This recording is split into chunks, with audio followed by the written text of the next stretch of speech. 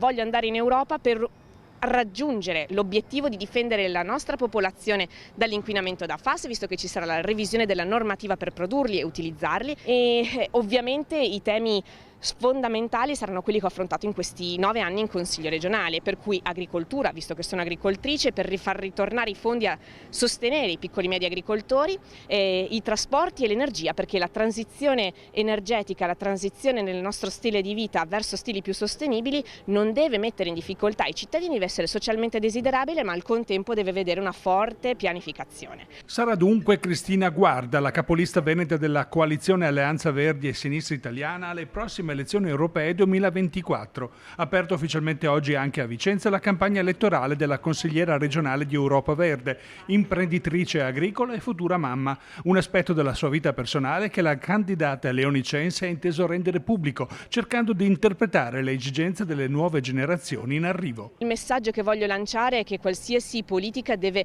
davvero adeguarsi alle necessità dei cittadini di oggi, ma alle necessità dei cittadini di domani. Oggi per me questo messaggio assume un significato molto forte e devo essere sincera che sicuramente mi spingerà a lavorare verso non soltanto gli obiettivi ambientali. Tra le tematiche che interessano i veneti non si può prescindere dalla richiesta di autonomia della regione. Siamo capaci a gestire queste materie che in più stiamo richiedendo o è soltanto un palliativo, visto che la Lega e altri partiti partivano in realtà da un principio che era quello dell'indipendenza del Veneto rispetto allo Stato italiano? Quindi io comincerei ad interrogarmi anzitutto su questo. Dico che se c'è un progetto e una politica e un'istituzione che è capace di affrontare alcuni temi in più, allora è giusto che si cominci a ragionare, però bisogna avere una programmazione. Al momento non sto sentendo parlare di altro se non di avere, senza spiegare ai cittadini come si realizzerà.